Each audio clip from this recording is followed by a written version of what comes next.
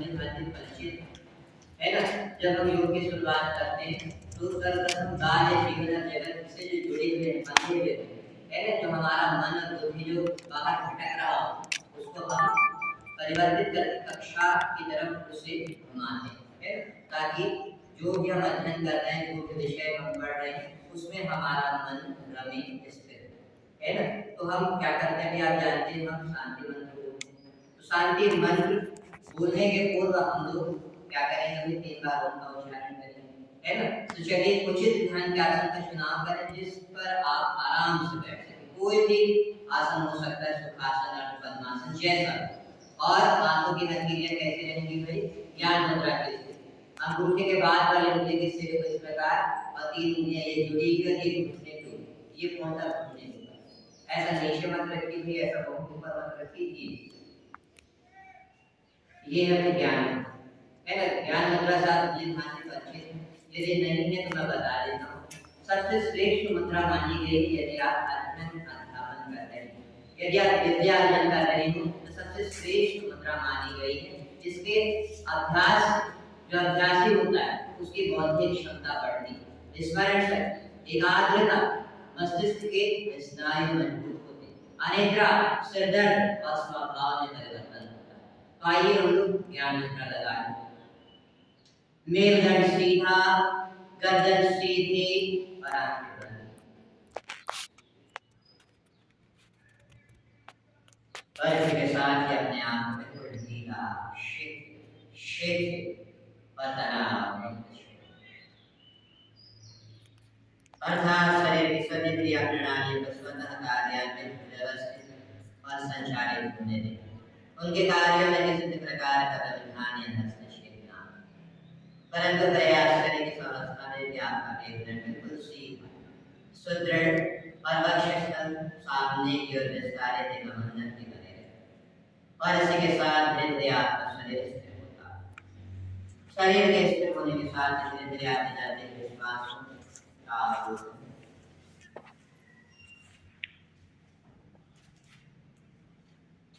क्या आपने किस प्रकार किया, आपने किस प्रकार इस प्रकार से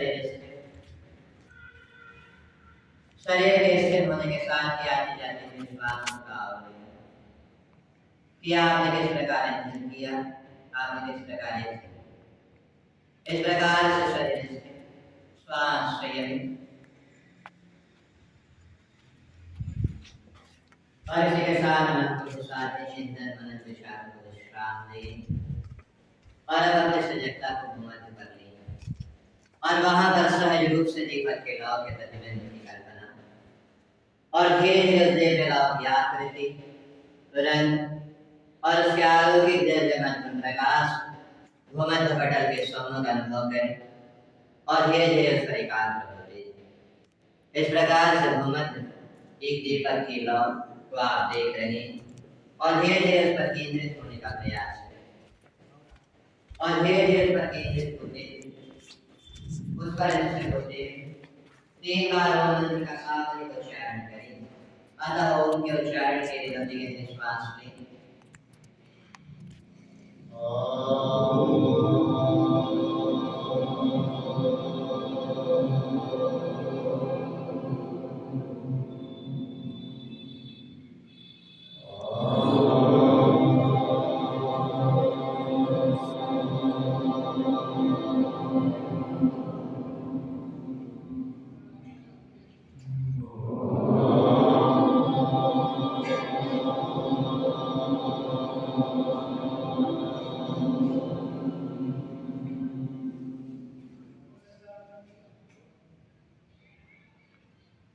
और इसी के साथ धीरे मानसिक रूप से और धीरे धीरे वापस आते जाते विश्वास इन्हें एक्सेल करना श्वास शरीर का दौड़ मन दृष्टि को संपूर्ण शरीर पर घुमाएं, सिर से लेकर पैरों की उंगलियों तक निहारें। ओम शांति शांति शांति। और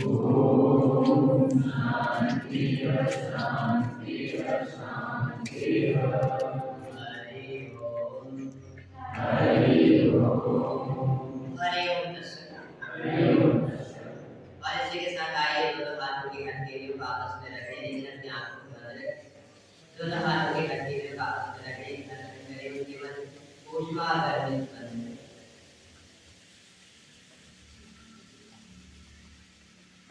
ऊष्मा गर्मी उत्पन्न हो जाए, आइए उसका इस पर सर्वप्रथम आंखों की बंद होकर तत्पश्चात आंखों को चेहरे पर से स्पर्श कराते हुए घुमाते हृदय के सम्मुख दोनों हाथों को प्रार्थना मुद्रा की स्थिति में ले आए, हृदय के सम्मुख, और उसके पश्चात धीरे धीरे आंखों पैरों को फैलाना चाहे तो फैला सकते हैं, यदि कुछ क्षण बैठ सके तो बहुत अच्छा, बीच बीच में फैला लेंगे इसी प्रकार के समझा। तो आइए आज के इस योग सत्र जो आज का प्रमुख विषय है वह है आपका साइकोसोमैटिक डिसऑर्डर। आज हम जिस विषय पर चर्चा करने के लिए आज की जो कक्षा आयोजित की गई वह है साइकोसोमैटिक डिसऑर्डर, मनोदैहिक रोग। साइकोसोमैटिक डिसऑर्डर आजकल व्यापक पैमाने इससे आज का हमारा समाज वर्तमान में जूझ रहा है। तो मैं सर्वप्रथम आपको स्पष्ट करना चाहूंगा कि ये साइकोसोमैटिक डिसऑर्डर है जिसे मनोदैहिक रोग कहते हैं। क्या आपने किसी ने इसका नाम पहले सुना? नहीं सुना? अच्छा, तो बहुत ही अच्छा विषय है, आप लोगों की जानकारी से बहुत ही अच्छा विषय है। और साइकोसोमैटिक डिसऑर्डर होता क्या? तो आइए पहले मैं उसको स्पष्ट कर दूं, परिभाषित कर दूं। मनोदैहिक रोग सामान्यतः कुछ रोग ऐसे होते हैं जिनकी अभिव्यक्ति शरीर के अंगों के माध्यम से हो, जैसे मान लो आंख खराब तो आपको आंखों में जोर पड़ेगा, आंखों से पानी निकलेगा या सिर दर्द देगा, तो मतलब अंगों के माध्यम से लक्षण अभिव्यक्त है ना। जैसे मान लीजिए अगर आपका हृदय में कुछ प्रॉब्लम है तो हो सकता है हृदय की धड़कन बढ़ेगी या हो सकता है हृदय की धड़कन कम, है ना। तो ये हृदय के माध्यम से अभिव्यक्त किया गया अपने सिम्टम है, लक्षण। तो ऐसे कोई भी अंग हो सकता है जब वह सही ढंग से कार्य नहीं करता तो वो किसी न किसी लक्षण के रूप में प्रदर्शित करता है ना। जैसे मान लीजिए आपका पेट सही ढंग से कार्य नहीं करेगा तो हो सकता है आपको दर्द, हो सकता है गैस, है ना, या आपको अपच। तो इस प्रकार से जब अंग सही ढंग से कार्य नहीं करते या उनमें कोई दोष आ जाते हैं तो वो अपनी अभिव्यक्ति इस माध्यम से करते हैं, रोग के माध्यम से, है ना। जैसे मान लीजिए हो सकता है आपकी स्किन में कोई विशेष प्रकार की खुजली की कोई समस्या हो गई है ना, तो उसका कारण शरीर के अंदर भी कुछ असंतुलन होंगे, कुछ चीजें होंगी, कुछ चीजों का एकत्रीकरण होगा। तो ऐसे ही जिस अंग में भी कोई समस्या आएगी तो अंग प्रदर्शन करता है ना। तो ऐसे आजकल बहुत से रोग हैं, हृदय रोग, पाचन संबंधी रोग, श्वसन संबंधी रोग और आपके त्वचा संबंधी रोग, हमारे रिप्रोडक्टिव ऑर्गन संबंधी रोग, ये कुछ प्रमुख रोगों की मैं बात कर रहा हूँ। तो ऐसा वैज्ञानिकों ने रिसर्च किया, उन्होंने देखा कि आजकल सबसे ज्यादा ये रोग, आजकल अधिकतर 2 से 3 व्यक्तियों को आंख की प्रॉब्लम है, मतलब चश्मा लगा है, सिर दर्द दे रहा है, हृदय के तो आपको अधिकतर रोगी मिले, है ना। इसी के साथ साथ आपको रोगी मिलेंगे किसके? शुगर के रोगी मिलेंगे। तो ऐसा वैज्ञानिकों ने देखा कि आजकल लोगों को बहुत सी सब कॉमन बीमारियां होती हैं। तो जब उन्होंने रिसर्च किया कि भाई इसका मूल कारण क्या है, इसका मूल कारण क्या है, उन्होंने देखा, रिसर्च किया तो देखा कि ये सभी अंग जिनके मैंने नाम लिया ये नर्वस सिस्टम से ऑपरेट है, किससे? तंत्रिका तंत्र से। और उन्होंने देखा कि ये तंत्रिका तंत्र किससे रिलेटेड है? हमारे मस्तिष्क से रिलेटेड, हमारी बुद्धि से जुड़ी। और उन्होंने देखा कि जो आजकल का जो मॉडर्न एज है, मॉडर्न एज की जो समस्याएं हैं, तनाव, चिंता, क्रोध, महत्वाकांक्षाएं, निराशा, प्रतिस्पर्धा, इसका प्रभाव पड़ रहा है हमारे मस्तिष्क। और मस्तिष्क पे जब इनका प्रभाव पड़ रहा है, इन्हें संवेग भी कहते हैं, तनाव, चिंता, क्रोध, निराशा, इन सब को सामूहिक रूप से संवेग भी कहा जाता है हिंदी में।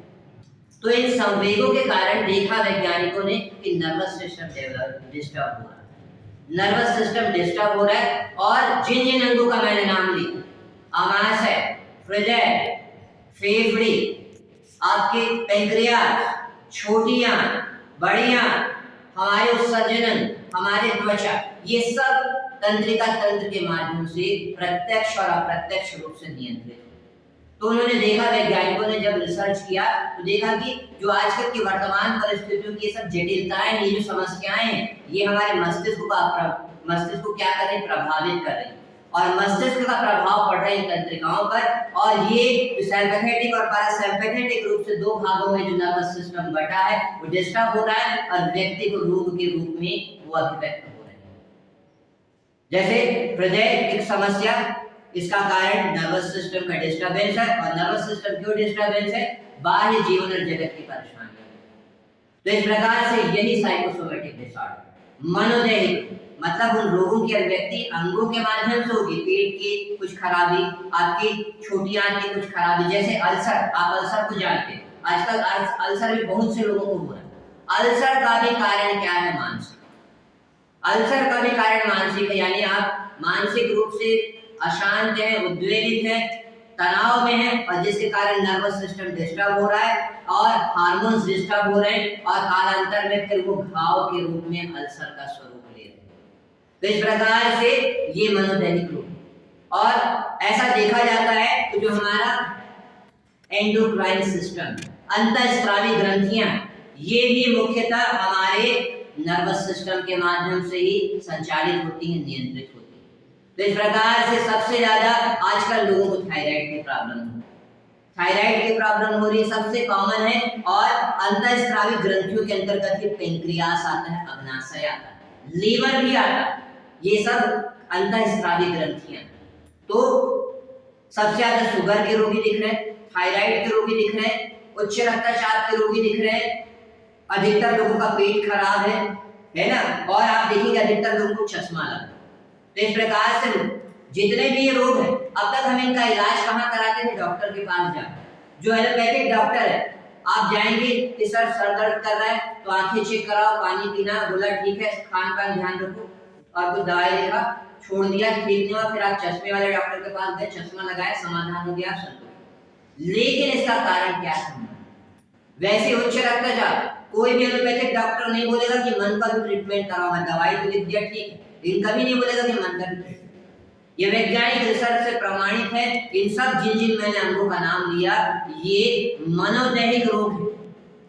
इन अंगों के माध्यम से जो अभिव्यक्ति हो रही जिन रोगों की, वो सब क्या है, मनोदैहिक रोग। और मनोदैहिक रोगों में सबसे अच्छा प्रभाव देखा गया है ध्यान, सबसे अच्छा प्रभाव देखा गया है ध्यान का।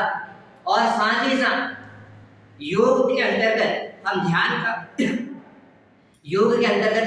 का अभ्यास करते हैं, वो ठीक है, लेकिन हर एक व्यक्ति से ध्यान का अभ्यास संभव नहीं।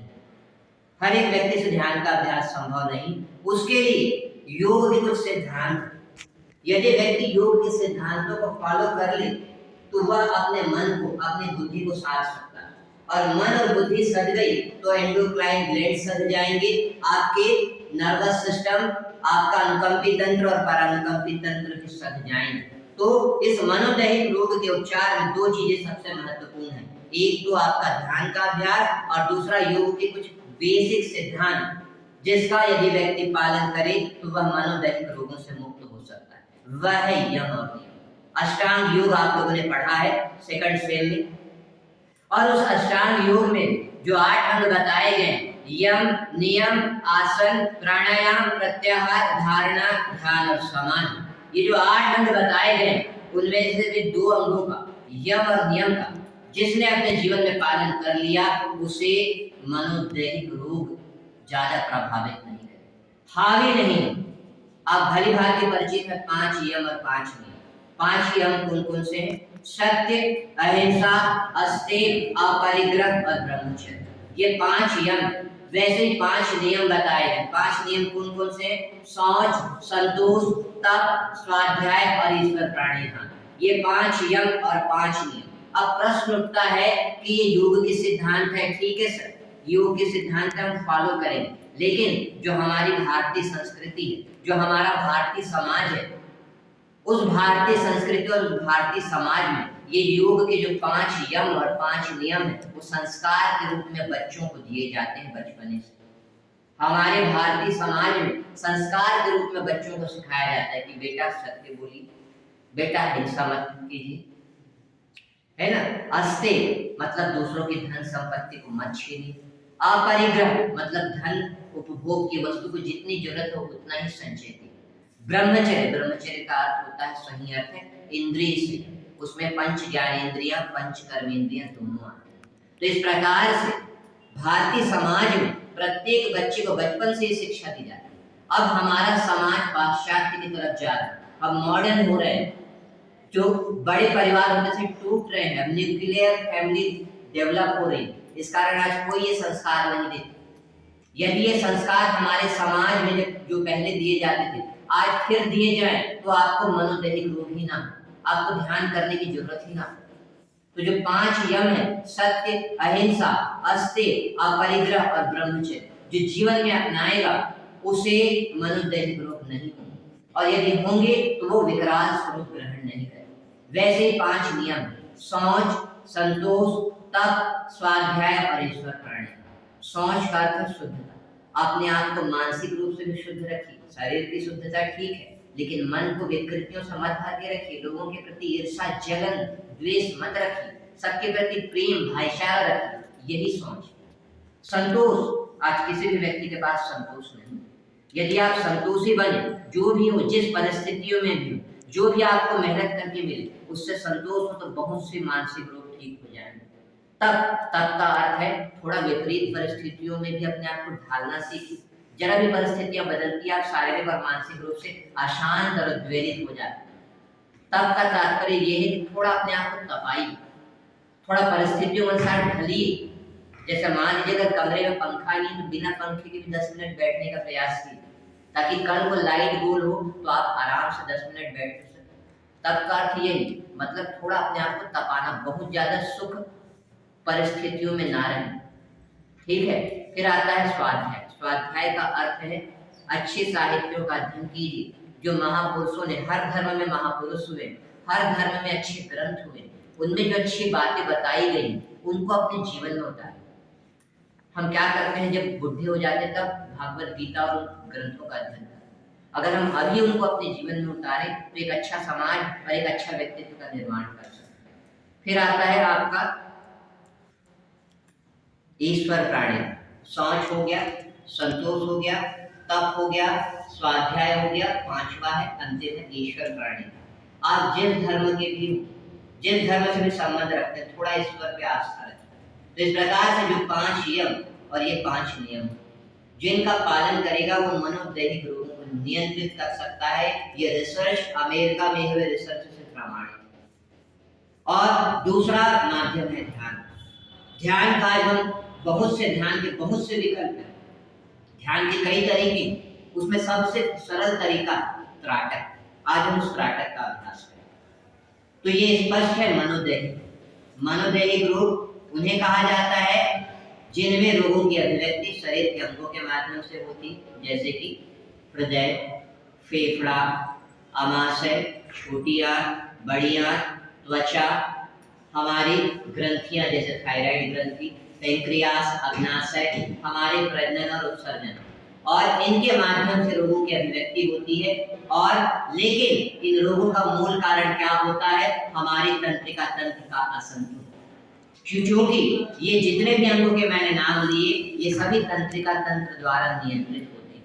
और तंत्रिका तंत्र किससे नियंत्रित होता है, हमारे मस्तिष्क से। इस प्रकार से मनोदैहिक रोग की स्थिति में जो हमारे बाह्य जीवन और जगत की समस्याएं होती, जटिलताएं होती, प्रतिस्पर्धा है, निराशा है, महत्वाकांक्षा है, और ये सब जितने भी संवेग है, ये हमारे मस्तिष्क को क्या करती है, अस्थिर करती है। और मस्तिष्क अस्थिर होता है तो हमारे तंत्रिका तंत्र अस्थिर होते हैं, और तंत्रिका तंत्र से जितने भी अंग नियंत्रित होते हैं उनकी क्रिया प्रणाली गड़बड़ाती है, और वही मनोदैहिक रोग के रूप में, साइकोसोमेटिक डिसऑर्डर के रूप में प्रकट होते हैं, जिनका मॉडर्न मेडिकल में कोई भी प्रॉपर समाधान नहीं।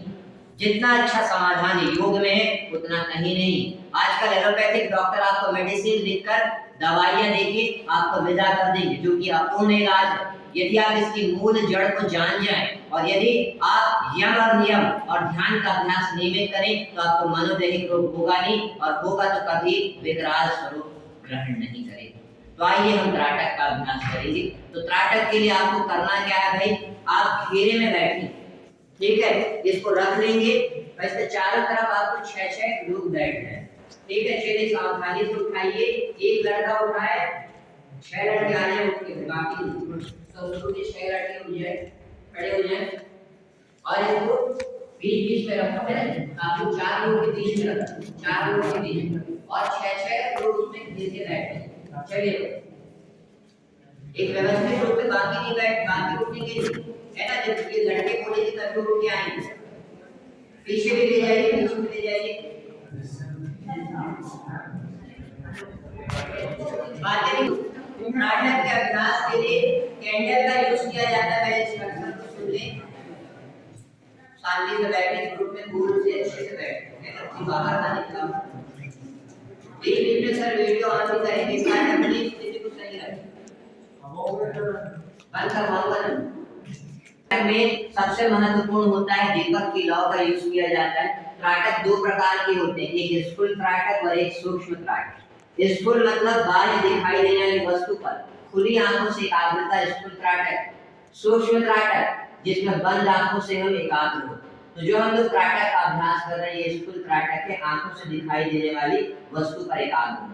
जब त्राटक किया जाता है तो इसमें एक हाथ की दूरी रखी जाती है दीपक की लौ से, है ना। आप लोग 6 लोग हैं, इस कारण हो सकता है जगह ना हो, इस कारण थोड़ा ज्यादा बैठ चलेगा, लेकिन जब आप घर में करेंगे तो एक हाथ की दूरी होनी चाहिए, ठीक है, एक हाथ की दूरी होनी चाहिए। और जो दीपक की लौ है उसकी ऊंचाई आंखों के बराबर होनी चाहिए। यहाँ हाइट अलग है, मोमबत्ती की ऊंचाई अलग है, इस कारण वो लौ ऊपर नीचे हो सकती है, ठीक है। तो लेकिन जब आप घर में करेंगे, जब आप घर में करेंगे तो जो दीपक की लौ है वो कितनी होनी चाहिए, आपकी आंखों की सीध में होनी चाहिए जब वो जले, ठीक है। और एक और इंस्ट्रक्शन है इसमें, जहां पे किया जाता है वो जगह पूर्णतः अंधकार युक्त होना चाहिए, हवा भी नहीं होना चाहिए। यहाँ तो बहुत ज्यादा हवा चलेगा, यहाँ बहुत ज्यादा हवा चलेगा, लेकिन जहां पे आप करेंगे वो जगह पूर्णतः अंधकार युक्त और हवा नहीं होना चाहिए। और इसका अभ्यास कभी भी किया जा सकता है, लेकिन सबसे अच्छा समय सवेरे का और दूसरा रात्रि में सोने के हो, ये 2 सबसे अच्छे समय बताए कर सकते हैं, ठीक है। और जब इस अभ्यास को किया जाता है इसको कभी भी 15 मिनट से ज्यादा नहीं, किसी भी स्थिति में 15 मिनट या 3 बार हमको आंखों को खोल के 3 बार देखना है, मतलब लगातार देखा, आंखें दर्द करने लगी तो बंद कर, फिर आंखें नॉर्मल हो गई, फिर आंखें खोली, फिर देखा लगातार, फिर आंखें दर्द करने लगी, फिर बंद कर, फिर आंखें सामान्य हो गई, फिर आंखें तीसरा स्टेप खोला, फिर देखा, फिर आंसू निकलने लगा, आंखें बंद, दर्द करने लगी, बंद कर। इस प्रकार से 3 स्टेप या अधिकतम 15, इससे ज्यादा अधिकतर 15 मिनट, इससे ज्यादा हमको नहीं करना है ना। इस कारण कभी भी घर में लापरवाही से 15 मिनट से ज्यादा मत करें। और ऐसा कहा जाता है ये तंत्रिका तंत्र को संतुलित करता है, हमारे सिंपैथेटिक पैरासिम्पैथेटिक नर्वस सिस्टम को बैलेंस करता है, हमारे मस्तिष्क के दोनों खंडों को संतुलित करता है। और इसके अलावा तनाव, चिंता, क्रोध, अनिद्रा को ठीक करता है, आंखों के सभी रोगों को ठीक करता है, एकाग्रता, स्मरण शक्ति को ठीक करता है, और साथ ही साथ बोलते हैं इससे दैवी शक्ति भी मिलती है। जो हिप्नोटाइज का नाम सुना है, हिप्नोटिज्म बोलते हैं जिसको, है ना, सम्मोहन विद्या भी इसी के माध्यम से लोग डेवलप करते हैं, है ना। लेकिन उसकी शुरुआत ऐसे होती है, उसमें आगे और कोई साधना होती है वो हमको नहीं मालूम है, लेकिन जो सम्मोहन विद्या डेवलप करते हैं वो भी त्राटक का प्रयोग करते हैं। तो आज हम लोग अपने मनोदैहिक रोगों को रोकने में सबसे प्रभावी जो ध्यान की विधि है त्राटक, उसका हम अभ्यास करें, है ना। तो एक स्टूडेंट क्या करे भाई, एक स्टूडेंट माचिस पकड़ाया है मैंने, सब मोमबत्ती को जला दे, और एक स्टूडेंट पूरे ट्यूबलाइट और खिड़कियों है, शरीर बिल्कुल नहीं हिलना चाहिए। शरीर हिला तो ये इसका अभ्यास सही नहीं माना जाए, सफल नहीं माना जाए। चलिए भाई आंखों को बंद कर ले, आंखों को बंद करें, आंखें बंद, मेरुदंड सीधा, गर्दन सीधी, आंखें बंद, मेरुदंड सीधा, गर्दन सीधी। और आइए सर्वप्रथम हम शरीर को स्थिर करें। त्राटक के अभ्यास के लिए शरीर का स्थिर होना और मन का पूर्णतः शांत होना बहुत ही आवश्यक है। अतः इस शारीरिक स्थिरता और इस मानसिक स्थिरता को प्राप्त करने के हम काया स्थैर्यम का अभ्यास करें, अर्थात शरीर का विभिन्न दिशाओं से मानसिक अवलोकन करें। और इसी के साथ धीरे धीरे आपका शरीर स्थिर, दोनों हाथों की हथेलियां घुटनों पर ज्ञान मुद्रा की स्थिति में आपने रखी हुई, मेरुदंड सीधा है, गर्दन सीधी, और इस प्रकार से धीरे धीरे शरीर स्थिर, धीरे धीरे आपका शरीर स्थिर होता है। और इसी के साथ यह स्थिरता और सघन और व्यापक और सूक्ष्म होती है। धीरे धीरे यह स्थिरता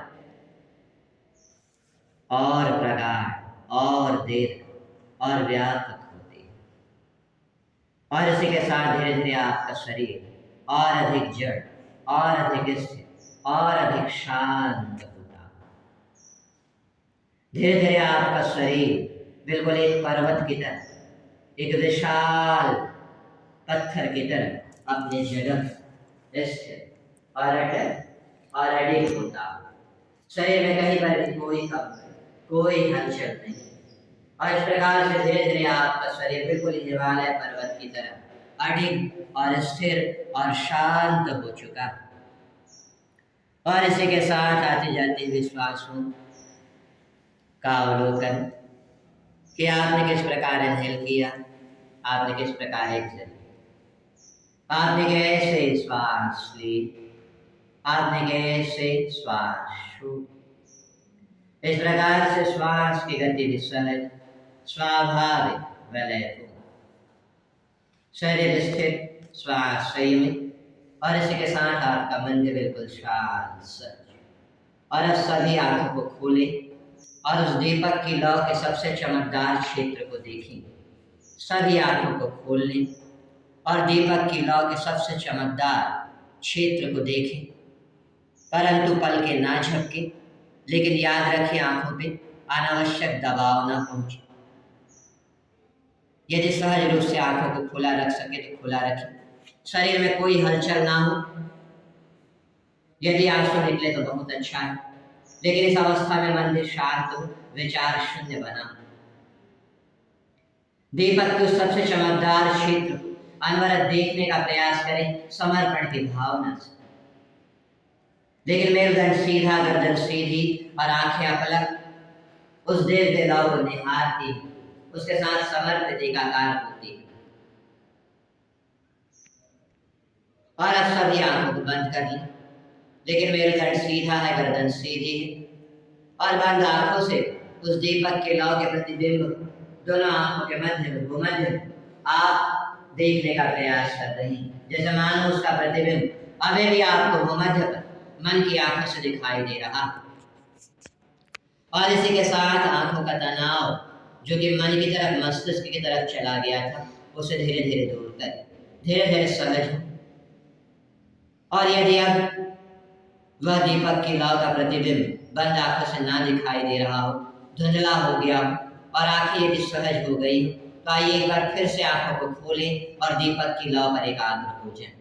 एक बार फिर से आंखों को खोल लें और दीपक की लौ पर एकाग्र हो जाएं। मन शांत है, विचार शून्य, मेरुदंड सीधा है, गर्दन सीधी, और आप बिना पलक झपकाए अपलक उस दिव्य दीपक की लौ को अनवरत निहार रही। यदि आंखें स्थिर रहे तो बहुत अच्छा है, लेकिन आंखों का अनावश्यक जोर ना पड़े।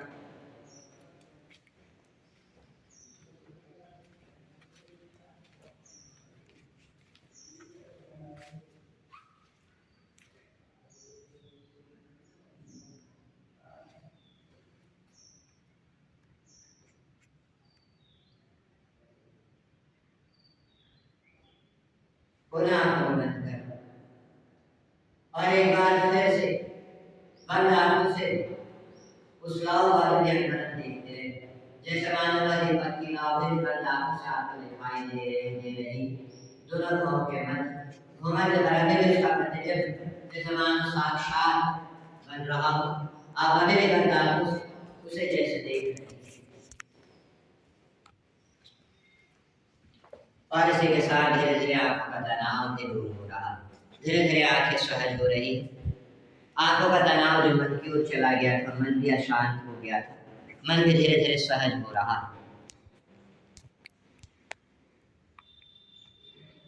और यदि आंखें सहज हो गई, आप सामान्य हो गए, तो आइए एक बार फिर से आंखों को खोलें और एक बार फिर से दीपक की लौ पर स्थिर हो जाए।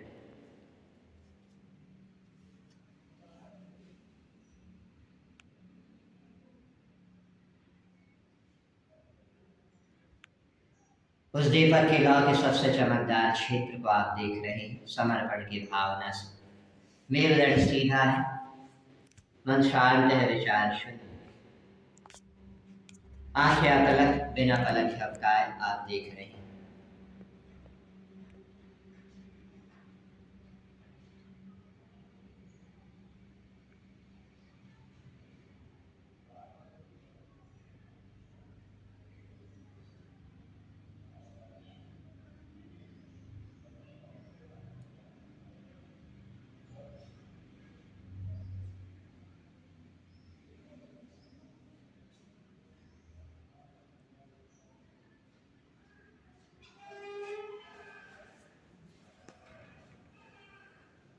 और अब आंखों को बंद कर लें और बंद आंखों से उस दिव्य लौ भव्य भूमध्य पर देखने की कल्पना करें, प्रयास करें।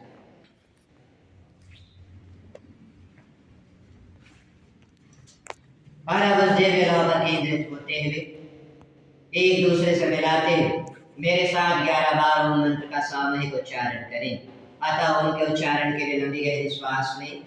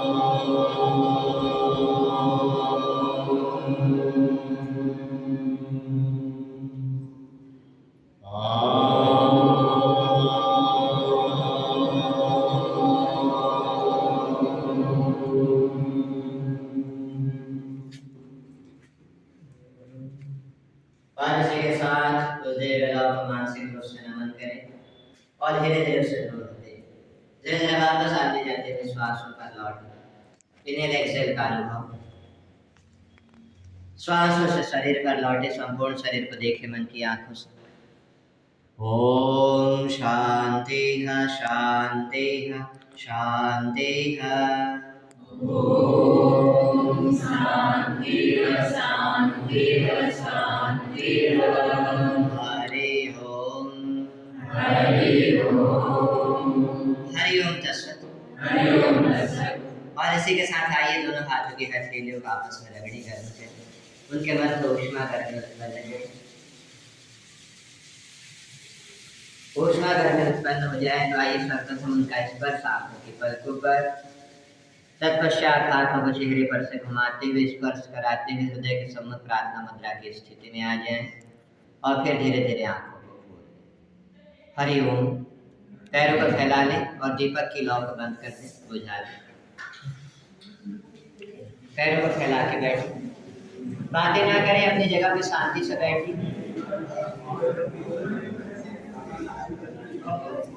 किसी प्रकार से मनोदैहिक रूप से जूझ रहा है, अगर आप इस नाटक को अपने लाइफ का पार्ट बनाएं, सवेरे भी कर सकते हैं, रात को भी सोने के पहले भी कर सकते हैं। निश्चित है आज आप किस एज में हैं, आपको सबसे ज्यादा स्मरण शक्ति की जरूरत है, सबसे ज्यादा एकाग्रता की जरूरत है ना। तो ये स्मरण शक्ति एकाग्रता के लिए बहुत ही अच्छा है। आंखों की ज्योति को बढ़ाने के लिए, चेहरे के आकर्षण को बढ़ाने के लिए बहुत अच्छा माना गया है। और हमारे नर्वस सिस्टम को बैलेंस करता है, हमारे दोनों मस्तिष्क खंडों को बैलेंस करता है। आप इसको करके देखिए, आपको रिजल्ट दिख जाए। ठीक है, तो इसी के साथ आप लोगों के आज के सत्र का मैं समापन करता हूँ। हरि ओम।